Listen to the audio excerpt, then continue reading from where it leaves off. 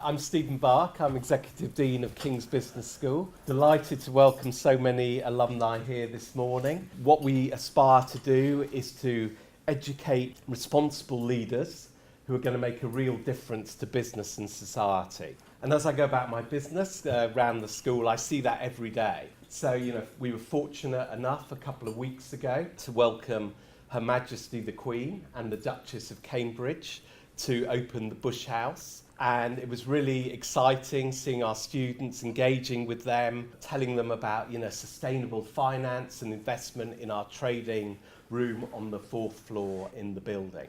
And the main event, delighted to welcome Michael Birshan, Senior Partner at McKinsey, who co-leads their strategy and finance area in many parts of the world. Michael is a huge friend of the Business School. We're always immensely grateful for his wisdom. He sits on our advisory council and is a really great friend and champion of the Business School. So I'm delighted to welcome Michael here this morning. He's going to talk about his research on superstar firms.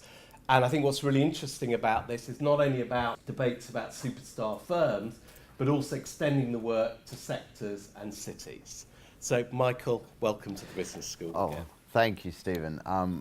And good morning, everyone. Pleasure to be here, and always a pleasure to be back at King's Business School, and also just to watch. I mean, I come back every few months, but just it goes from strength to strength. And thank you, Stephen, for what you're all doing, and thank you, everybody, for being here this morning. And it does link to your theme, Stephen, about responsible business, because in a sense, to be sort of responsible in business, it's worth knowing sort of what's actually kind of going on and what are the dynamics at play. So that's what I'd love to talk to you about, some research that I and some of my colleagues at the McKinsey Global Institute have been doing over the last few months, and there'll be more to come on this subject over the rest of the year. The superstar effect is actually something that's been written about in economics for quite a while, typically about individuals, right? Whether it's Beyonce or Messi, the outsized market share or income that comes to individuals who are truly successful in their chosen pursuits. And with the rise of very large global companies and also some of the famous name tech firms, the debate about, look, is there a superstar effect in the corporate world has been getting a lot of traction. And so with colleagues at the Global Institute, we looked at superstar dynamics for corporations, and we also extended it to sectors in the economy, particular economic activities, and then the implications for cities. And that's what I'd love to discuss with you all this morning. The way we thought about it is we took a measure of corporate success, economic profit, right, which is the difference between your profits and your weighted average cost of capital, and you multiply that by the amount of invested capital that you have in your business. So you take economic profit. And then we took the world's 5,750 largest companies, which companies above $1 billion in revenue. And together they account for about 2/3 of all of global corporate profits. So it's sort of fairly representative. And then when you plot them from lowest economic profit to highest economic profit, what you see is this power curve, right? And some of my colleagues who wrote a book, Strategy Beyond the Hockey Stick, which I highly recommend if you haven't seen it, developed this power curve, which shows a few things. Firstly, it's a relatively small number of institutions that capture a large share of the economic profit. At the bottom end, there are significant economic losses, and there is a large flat area in the middle, right, which was certainly flatter than I ever thought it was, which is in the middle. There's a lot of running essentially to stay still. And what we did was we broke it out a little bit further, and we defined the highest decile of economic profit generators. We looked at this as our superstar firms. Right? And what you'll see here is that 80% of corporate economic profit goes to the corporations in the top decile. If you say the top 1% is actually 36% of the share. Now that's 5% of global GDP, so depending on how you look at it, right, it's either a large number or a small number. But when you look at sort of corporate returns, you see a lot at the top. And actually correspondingly, pretty much a similar amount of economic loss as is being generated at the top is being destroyed at the bottom.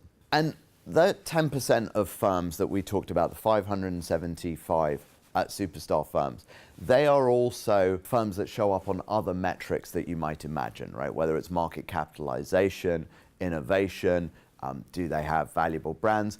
Are they where employees want to work as well? If those are, if you like, our superstar set in firms, we'll now go through just 5 messages that apply as a result of this research. Firstly, there is this debate, is the superstar effect real or not? We would say it is real in the sense that the distribution, and indeed the distribution of corporate returns, is getting more skewed over time. The deciles from 1995 to 1997, right, so we average economic profit over 3 years, so there isn't an individual effect in an individual year, right? You take 1995 to 7 and then you play it forwards 20 years onwards, and you say today. And what you see is the curve gets steeper. So the average economic profit of a superstar firm in the 90s, 850 million.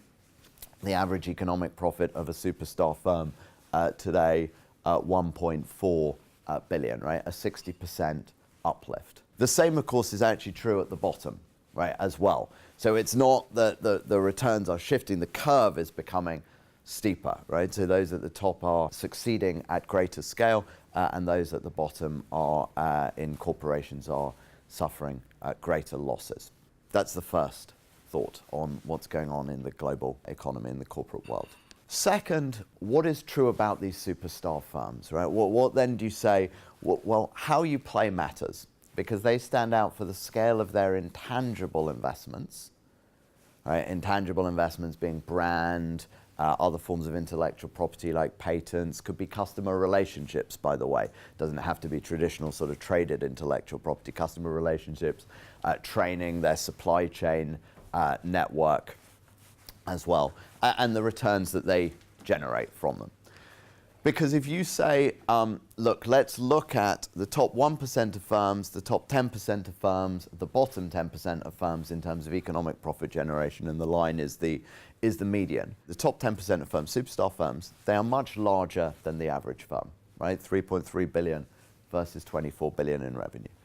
They have many more employees. They are more globalized, a higher proportion of sales from outside their home market. And indeed, they are materially more productive, right, than other firms.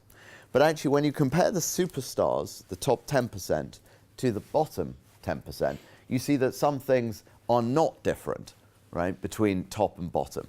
Both the most successful and the least successful firms are actually pretty large, right? So you can have large loss-making firms. They have substantial numbers of employees. They're actually both much more globalized than the average firm. And by the way, the least successful firms on economic profit are actually even more productive in terms of their labor than the most successful, right? So the distinction between being a superstar firm and being at the bottom, and actually we've sort of labeled some of the bottom firms, those that can't even successfully generate enough profit to pay off their debt burdens, zombie firms, right? They sort of stay around for a while, not actually even able to pay the debt holders. It's not a distinction in size or in labor or indeed in the productivity of their workforce.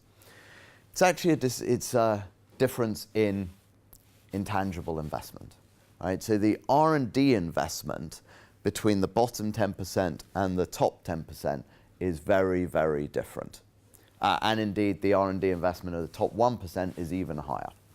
The organic intangible assets, right? So assets that you acquire through M&A, the intangible assets you acquire through M&A, much higher in the superstar firms than in the bottom. And then the returns, of course, that those firms generate from their intangible investments are much higher, right? In 16% as opposed to 7% for the average firm, and 3% for those in the bottom 10%.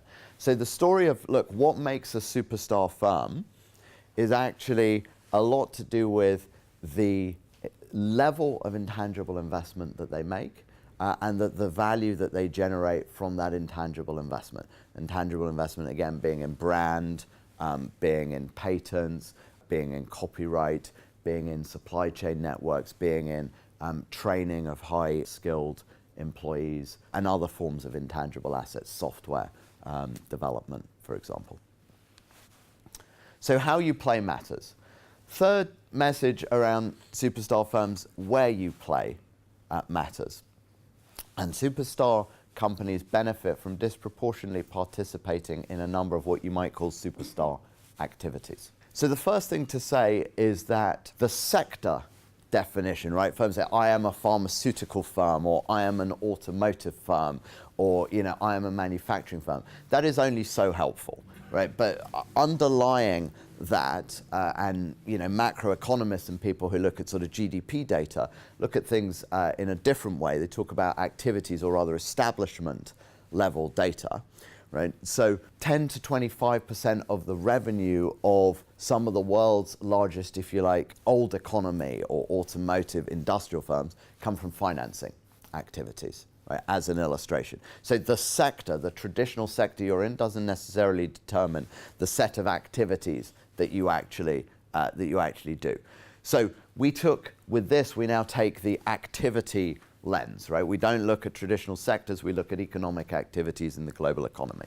And so what you then see, if you look at the change in gross surplus, which is sort of the closest analogy in the corporate world is basically profit, right? And you look at the change in gross surplus around the G20 from 1995 to 2017, 70% of it comes from 5 different superstar activities. Right. Now that's, as you might imagine, that's the tech world, right? Internet, media, software, not necessarily tech firms, but tech activities in whichever firms they're done. Pharmaceutical and medical activities, although obviously they tend to be done in pharmaceutical and medical firms. Financial services activities can be financial services firms, but can be the financial arms of automotive firms. Professional service activities, which can be the engineering consultancy arm of a big industrial firm, or the services activity of some of the big industrial firms. And from real estate, right, which can of course be, you can have a real estate portfolio in a large mining firm essentially owns a lot of real estate. 70% of the gross surplus developed over the last 20 years comes from 5 superstar activities. But when you look at what is true about those activities, right, you find that those activities are more R&D intensive. They rely more on highly skilled labor. They rely more on digital maturity of companies that perform them. And they rely on lower tangible capital and overall labor intensity than some other activities in the global economy. Fourth message, the crown is contestable, right? Because there's a lot of debate about, are these firms that currently succeed, right? Is this gonna persist? I mean, and the future may be different from the past, but at least if you look at the past, right, superstars are becoming more diverse. So this is the geographic distribution of superstars. And if you look at it, so as you can see, from the US, absolutely, US and Canada, Western Europe, but also a lot from Asia Pacific, including China, but beyond, right? There's 7% from others. If you look at this 20 years ago, you see, as you might imagine, less Asia Pacific and China, for example. So the geographic distribution of superstars is getting more diverse, not less diverse over time. And they come from every region of the world. When people think superstar firm or those firms that are really highly profitable, People often think of, you've probably got a few tech names in your head. And yes, technology and internet services and things like that are absolutely in the list, right? But so are pharma, machinery, natural resource processing, large Western consumer brands, for example. And again, by the way, if you look 20 years ago, the diversity is lower than it is today. And then if you say, look, what are your prospects of falling out of the top decile, or indeed, staying in the bottom decile? So firms in the top decile, the likelihood of retaining your position in the top decile over one economic cycle, one business cycle, is 50 to 60%. And if you take two periods, if you say 20 years ago versus today, that hasn't meaningfully changed. Similarly, if you look at the bottom decile of economic profit, what's your probability of staying in that? Right? Again, it hasn't materially changed over the last, over 20 years. Right? So the crown is contestable in the sense that the odds of remaining don't materially change over time. Right? So the rewards to success have gone up, the curve has got skewed, but the transience of that success remains as it ever was. And even if you look at the top 1% of firms in economic profit, the churn out of the top 1% is even higher than it is for the top 10%. And that high degree of competitive churn goes both ways. So 40% of the superstar firms that leave the top 10%, they actually end up in the bottom 10%. And to some extent, why is that? It's actually because if you have a lot of invested capital, as you would imagine, you fail to generate the returns on that, you go very quickly from enormously value creating to quite substantially value destroying. Right? And actually even firms in the bottom decile, some of them leapfrog all the way to the top during the next business cycle. Right? So the contestability remains intense. It's just that the value of winning has gone up and the costs of losing have gone up. And finally, a superstar ecosystem is beginning to emerge, which also has wider implications for business and society. And Stephen, this gets to your sort of point about the role of kings in developing responsible leaders and responsible business leaders. Right, so what you begin to see is that superstar firms, sectors, cities are beginning to pull away from other firms, sectors, and cities. And there are linkages. There's a link between superstar activities, right, sectors, and superstar firms, right, because the sectors generate the surplus, as we just discussed, that accrues then to the corporations that then generate the economic profit. Equally, the superstar sectors, they drive wealth and income effects for people, and those people, as we'll see, are disproportionately concentrated in a number of cities around the world. Right? And of course, most superstar firms, certainly their headquarters, are based in a relatively small number of cities, and that obviously has implications for the wealth and dynamic effects within those cities. So this is a US example. If you take the shrinking sectors versus the superstar sectors being those five sectors that I outlined before, right? And you say, what proportion of the sector GDP is distributed among different counties in the US? So the top 10% of counties in the US, the counties where those activities are most prevalent, most intense, account for 90% of the GDP in superstar sectors versus 70% of the GDP in other sectors. So what does that mean? That essentially means that the economic activities in superstar sectors, think about financial services, think about media software, think about pharmaceuticals, are more geographically concentrated than the activities that are in than other types of activity like natural resource processing.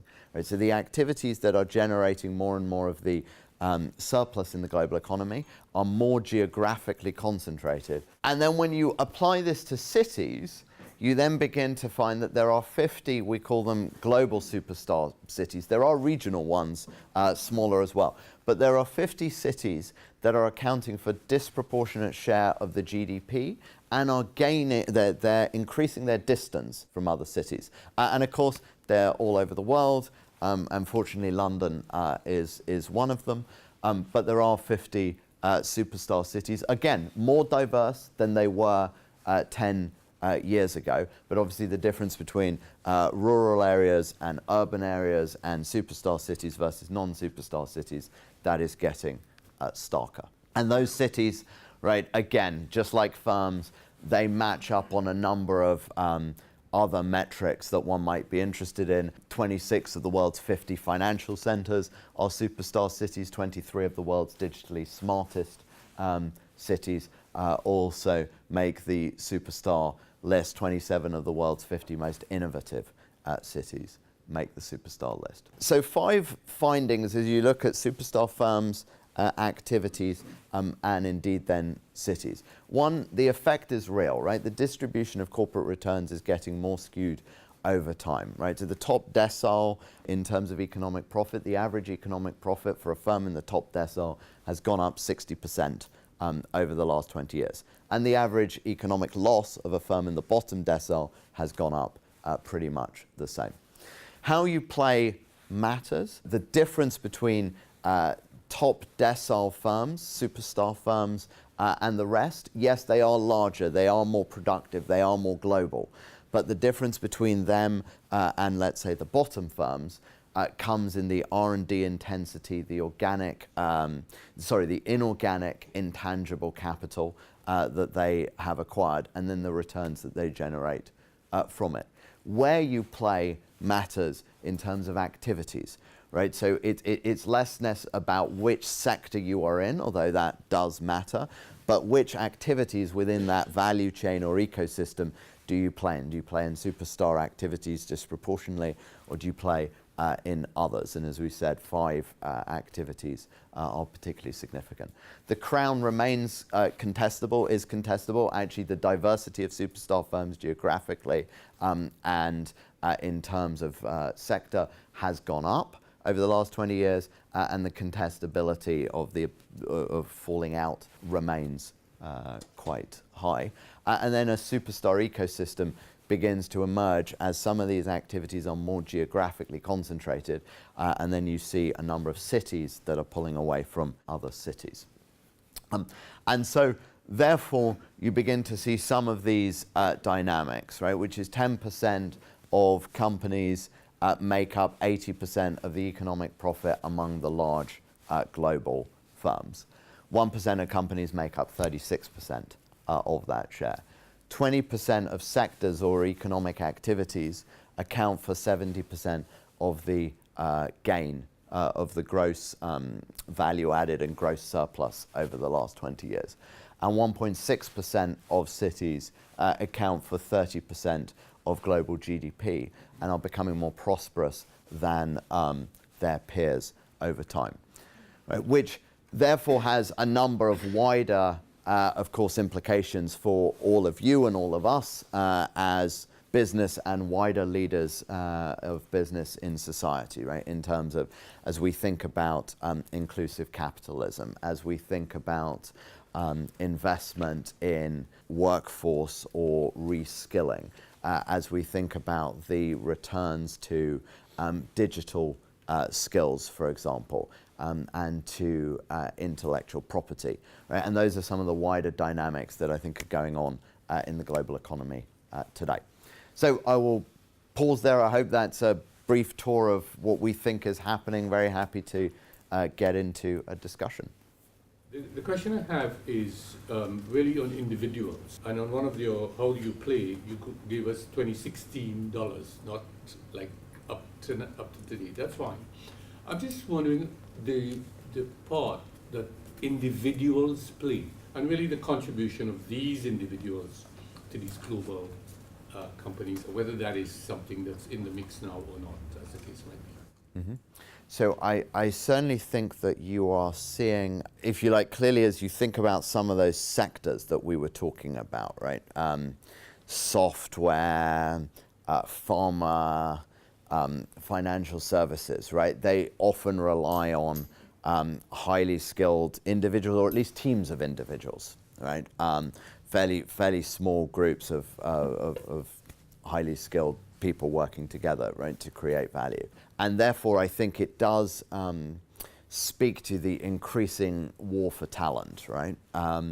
And if you look at, for example, machine learning as an example, I don't know exactly, I don't want to state a number and then misquote it, but the number of truly skilled deep learning professionals in the world is a remarkably small number, right? I recall someone said something like there are sort of 10,000 or something like that. And that's actually a relatively small, I mean, that wouldn't fill a football stadium. And so you think about the competition for those individuals, right? I think it's very high, right? And actually, for example, a relatively small number of firms have quite a disproportionate share of, let's say, that talent. Now, I do think then it has implications for what we want our children to study, the value of education in society, what can individual countries do. But I think the point about, look, underpinning some of these superstar activities are, you know, relatively concentrated group of superstar individuals, or individuals, you know, with high skills, I think is very true, right? And deep learning is probably the one extreme, but it applies to, you know, management skills, it applies to pharma research, scientific, we talk about STEM skills and all of that. I think that's very true. Did you see any kind of correlation between the superstar companies and the propensity to evolve? A lot of the traditional companies kind of evolve in a more kind of micro level, but you see a lot of these superstar companies actually have quite, I guess the trendy word is a pivot, you know, if you like. The propensity to evolve must have probably increased significantly. If run well, yes, the world is moving faster than ever before, right? Sectors are colliding in a way that wasn't true 30 years ago.